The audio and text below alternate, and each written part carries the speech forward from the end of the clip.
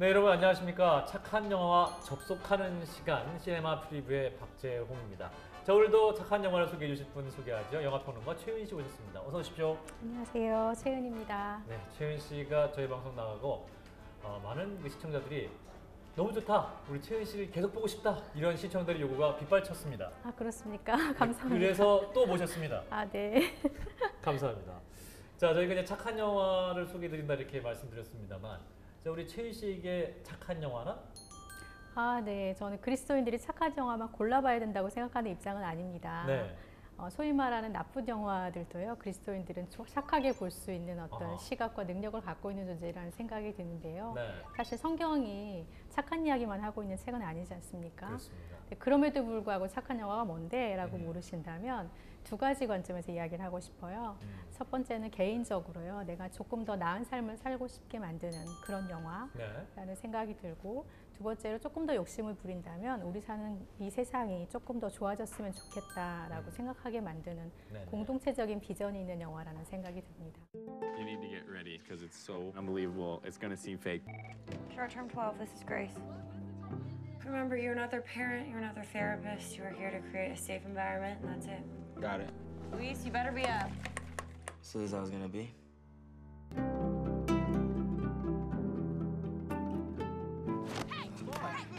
You need to tell me what the hell is going on. Happy birthday.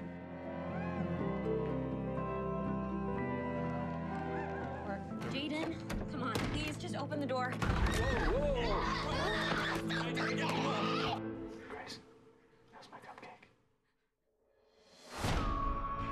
I am on the floor every day with those kids, and last night, that girl sat next to me and she cried and she tried to tell me the only way that she knew how. Grace, it's not your job to interpret tears. 미국의 단기 보호소, 청소년 위탁 보호소의 이름을 쇼텀 12라고 영화 속에서 나오고 있고요. 네. 이곳에서 벌어지는 일을 감독 데스틴 크리턴이라는 감독이 2009년에 단편 영화로 만들었습니다. 20분 분량의 단편 영화를 만들어서 선댄스 영화제에서 심사위원 대상을 받았는데요. 이 작품을 장편으로 확대시켜서 만든 작품이 오늘의 작품 쇼텀 12입니다. 전반적인 내용을 좀 소개해 주실까요? 네, 쇼텀 12라는 보호소에서 일하는 그레이스라는 여자 직원이 주인공입니다. 네, 이 직원은 굉장히 유능해서요, 웬만한 아이들이 사고를 쳐도 전혀 당황하지 않는 유능한. 일 잘하더라고요. 네. 그냥 가게 그냥 한 방에 제압하고. 노련한 경험을 갖고 있어요. 근데 어느 날 제이든이라는 여자아이가 들어오는데요. 이 여자아이가 들어오면서 문제가 생깁니다. 자신과 너무나 비슷한 상처를 지니고 있다는 걸 알게 되고, 그래서 다시 해결된 줄 알았던 그런 문제들에 직면하게 되는 이야기입니다. 네, 그렇군요. 이제 그레이스가 여자 주인공이고, 또한 제이든이라는 또 상처 입은 어린 여자 청소년이 오면서 영화가 본격적으로 시작이 되는데, 그러니까 두 사람이 만들어가는 스토리 라인이 어떤 영화의 주요한 관람 포인트가 되겠군요. 네, 그렇습니다. 네. 자, 그러면 주목할 만한 포인트 하나하나 좀 짚어보면 어떤 게 있을까요?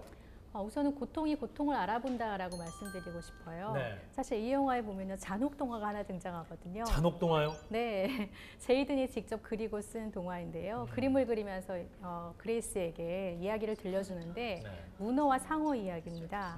이 이야기를 듣고 그레이스가 즉각 알아듣죠. 아, 이 아이가 아버지에게 학대를 받았구나. 그렇게 된 이유는 사실은 자신도 같은 경험을 했기 때문이죠. 네네. 근데 보면서 이제 저는 느낀 것이, 요즘 이제 그림 치료라는 말이 많이 나오는데, 그림 안에도 정말 사람의 심리 상태가 많이 발견되나 봐요. 네, 그런가 봐요. 네. 저도 그래서 그림을 함부로 그리지 않도록 하겠습니다. 자, 이제 영화가 이제 주는 메시지는 나에게 어떠한 결핍 혹은 상처가 있을 때 또 다른 사람이 공감을 해주고, 결핍을 알아볼 때 또 그 새로운 치유가 시작된다, 이런 메시지가 또 있는 것 같습니다. 네, 결정적인 장면 하나를 기억해 보면요, 제이든이 생일을 맞았는데 아버지가 데리러 오기로 해놓고 데려오지 않아요. 그래서 상처를 받고 자해를 시작을 하는데요. 근데 그레이스가 이걸 보고 있다가 말없이 다리를 걷어 올리는데 거기에 흉터 투성이인 다리가 나옵니다. 그래서 말없이 나도 그런 경험이 있고 너의 고통을 안다라고 이야기를 전해주고 있는 그런 장면이 나오고요.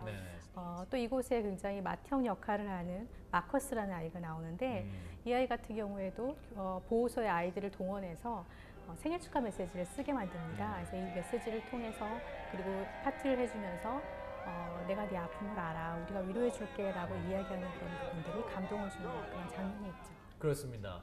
이제 제이든이 굉장히 반항적인 아이였어요. 근데 누가 말 걸어도 대답도 잘 안 하고 네. 그냥 굉장히 신경질적인 그런 아이였고 뭐 이게 이제 보호소 직원이 나이가 많은 직원이 얘기를 해도 막 비웃는 그런 친구였는데 이제 그레이스의 상처를 발견하고 이 언니도 보통이 아니구나. 요즘 말하면 센 언니. 네. 이 센 언니인 그레이스를 딱 만나고 나서 이 아이가 그때 마음을 엽니다. 마음을 열면서 대화도 하고 또 자신의 상처도 드러내는 그런 과정이 영화의 주요 관람 포인트가 될 것 같은데 또 이제 중요한 것이 이 그레이스도 같은 상처를 안고 있는데 그 상처가 여전히 성인이 된 다음에도 그녀를 괴롭히고 있는 모습이 나와요. 네, 아픔을 겪었지만 사실 그레이스는 아주 잘 큰 경우죠. 네네. 그래서 상처 입은 치유자가 돼서 잘 돕고 있는 것 같지만 사실은 그레이스가 제이든을 보는 순간 다시 상처에 직면하게 되는 그런 모습들을 나옵니다. 네네. 그래서 특별히 지금 상황은요, 자신을 학대했던 아버지가 곧 또 출소하게 돼 있고 제이든을 비롯한 아이들이 끊임없이 사고를 치고 그리고 애인인 메이슨과도 어떤 정신적인 부담감을 느끼고 있는 그런 상황이 되어 있는 거죠. 네네. 그래서 아마 그레이스는 많이 포기하고 싶었을 텐데요. 네네. 근데 사실 이런 상황에서 제이든이라는 존재는 그레이스의 마음을 더 아프게 하고 상처를 긁어파는 것 같은 그런 존재일 수 있지만 잘 보면 이 제이든의 이런 존재를 통해서 그레이스가 한 단계 더 도약하게 되는 그런 계기가 마련이 되는 것을 볼 수 있어요. 그래서 네네. 어떻게 보면 관계라는 것이 일방적인 그런 시혜나 수혜 관계가 아니고 서로 돕는 상호작용이라는 것을 알 수 있는 그런 대목입니다. 또 보면은 그 메이슨도 남자친구인 메이슨도 어렸을 때 양부 밑에서 자랐더군요. 네, 메이슨의 모습을 보면 어디 저런 남자가 있을까 싶잖아요. 현재의 남편과 비교하면 어떻습니까?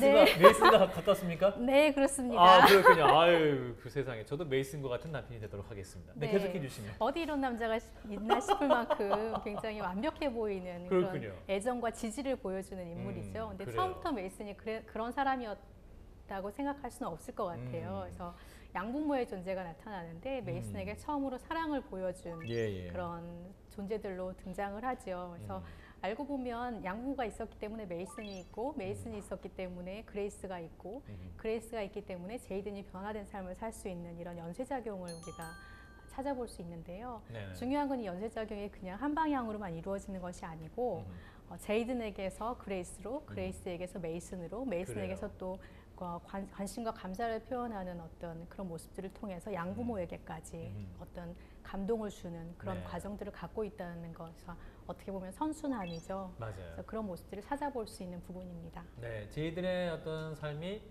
어떤 고통, 상처는 악순환이 된다라는 그런 걸 상징하는 것인 반면 또한 그레이스가 치유되는 그런 과정을 보면 사랑은 또 역시 사랑 역시 대물림이 되는 것이다. 그런 과정을 보여줍니다. 그러면서 사랑은 흘러가는 것이다 라는 메시지를 영화가 전반적으로 보여주죠. 또 하나 사람에게 전해진 사랑이 다른 사람에게 전해지고 그 사랑이 또 많은 사람들 치유하고 또 이제 새로운 멋진 성인으로 성장하는 그런 과정을 보여주는 영화다 이렇게 볼 수가 있습니다. 그럼에도 불구하고 사랑은 위대한 일을 할 수 있다라는 것은 우리가 다 알지만 끝까지 사랑하는 게 쉽지 않습니다. 네, 그렇습니다. 네. 다음으로 생각해보고 싶은 건 선을 행하다가 낙심하는 문제인데요. 근데 사실 소명과 확신을 가지고 하는 일이라면 일사천리로 하나님이 도와주셔서 잘 돼야 될 것 같은데 네네. 그렇지 않을 때가 많아요. 그럼요. 그래서 어떻게 보면 이런 무력감 그리고 냉소 같은 것이 가장 큰 장애물이 될 수 있다는 생각이 드는데 네네. 이 영화에 보면 첫 장면에 직원들의 이야기하는 장면이 나오는데 굉장히 유심히 살펴볼 만한 대목입니다. 사람들이 농담처럼 하는 이야기 중에 이런 말이 있어요. 우리는 의사도 아니고 상담사도 아니고 그리고 또 부모도 아니기 때문에 네. 굉장히 미력한 힘을 갖고 있다라는 자주 섞인 말이거든요. 네네. 그냥 보호하는 일을 하는 직원일 뿐이에요. 그래서 거기서 오는 무력감과 어떤 절망 이런 것들이 굉장히 자주 찾아올 거라는 것을 보여줄 수 있게 하는 대목이죠. 네, 그러니까 이제 그 청소년들과 보호소 직원들의 관계를 상징적으로 보여주는 것이 이제 제이든이 뛰쳐나가잖아요. 뛰쳐나가는데 이제 밖에 나가면 그 아이들에게 손을 댈 수 없답니다, 규정상으로. 네. 그래서 일정 거리를 유지하면서 그 아이들을 따라가야 되는데 어느 정도 일정 거리 하지만 그 아이를 떠나지 않는 모습, 그것이 바로 어떤 두 사람의 관계를 상징적으로 보여주는 네. 근데 그 일정한 거리가 두 사람을 화해시키고 사랑으로 맺는 네. 그런 거리가 아닌가 싶어요. 중요한 건 그 아이들을 혼자 있게 하지 않는다는 거거든요. 네네. 굉장히 무력한 일 같고 아무것도 아닌 것 같지만 거리를 두고 따라가면서 혼자 있지 않아, 넌 혼자가 아니야 라고 이야기해 주는 것만으로도 어떤 상담 프로그램이나 교화 프로그램보다 훨씬 이 아이들의 마음을 녹이는 것을 발견할 수 있습니다. 네네. 그래서 때때로 우리에게 내가 이런 정도의 권한과 능력을 가지고 뭘 할 수 있을까라고 냉소할 때 생각해 볼 수 있는 그런 지점인 것 같습니다. 네, 그렇군요. 이제 성경에 보면 또 사도 바울이 이렇게 말하고 있습니다. 우리가 선을 행하되 낙심하지 말지니 포기하지 않으면 때가 이름에 거두리라. 네, 갈라디아서 6장 9절 말씀. 네, 때가 이르면 거두리라. 예, 이 놀라운 말씀이 또 영화 전반적으로 뭐 감독이 의도했을지 모르겠습니다만 어쨌든 그 영화 성경에 있던 메시지가 또 영화 전반에 흐르는 것이 아닌가 싶습니다. 자, 영화 쇼텀 12 소개해드리고 있는데요. 한 줄로 한번 정리를 해볼까요? 영화 쇼텀 12는 롱텀 스토리다. 롱텀 스토리다. 네. 사실 우리가 구원받고 나면 단번에 구원에 끝나서 우리의 삶이 정말 해피해야 될 것처럼 느껴지잖아요. 네네. 그렇지만 그럼에도 불구하고 우리가 살아가야 될 여전히 험한 세상이 있고 우리가 싸워야 될 쓴뿌리가 있고 고통이 있다라는 것을 알 수 있습니다. 네네. 그래서 이런 부분들에 대해서 이제 생각하게 하는 그런 대목이기도 하고요. 네네. 사실 할리우드 영화에서는 고통과 갈등이나 이런 것들이 증폭되다가 어느 순간 쫙 해결하고 끝나는 그러니까요. 네, 그런 문제들이지만 우리 인생의 문제와 구원의 문제는 사실은 열린 결말이라는 생각이 들어요. 그래서 두고두고 바라보고 지켜보고 거리를 두고 볼 수 있게 하는 그런 이 영화의 스타일이 사실 그런 주제하고 굉장히 잘 맞아 떨어진다는 생각을 하게 됩니다. 네, 그러니까 우리의 인생의 고통이 한 번에 짠 하고 해결되는 것이 아니라 그 후로 영원 행복했다 네, 그런 영화가 아니라 이제 갈등의 해결의 어떤 순간을 맞이했고 또 이제 인생의 어떤 긴 과정으로서 우리가 함께 만들어가야 되는 과정이다 인생은 그런 메시지를 영화가 주고 있습니다. 자, 영화 쇼텀 12 오늘 함께 나눠봤는데 최은 씨 어떠셨어요? 네, 참 재밌는 영화인데요. 너무 재밌습니까? 진지하게만 이야기해서. 정말입니까? 네, 예, 그렇습니다. 알겠습니다. 네, 나름대로 재밌답니다. 위트 있고, 그러니까 굉장히 고통스러운 문제를 다뤘지만 심파적으로 다루지 않거든요. 그렇습니다. 그래서 네. 굉장히 위트 있고 신선하게 다루는 그런 부분들이 있는데 너무 진지 모드로만 저희가 이야기하는 것 아닌가. 최인 씨가 이 정도 걱정이 얘기했으면 됩니다. 굉장히 재밌는 영화입니다. 굉장히 진지하신 분이어가지고 이렇게 소개해 주셨는데 영화를 보면 또 한편 드는 생각이 와 내가 정말 우리 자녀들에게 좋은 부모가 되어야겠다라는 생각을 또 깊이 저에게 주었던 깨달음이기도 했습니다. 최은 씨는 이미 좋은 부모시니까 상관없으시죠? 그런가요? 예, 부모님도 보셔도 착한 부모가 될 수 있게 하는 그런 영화 쇼텀 12 우리 시청자 여러분 많이 보시고 주위 분들에게 권해주시면 좋겠습니다. 자, 오늘 영화 소개는 여기까지 하도록 하죠. 감사합니다, 태민 씨. 고맙습니다. 네, 감사합니다.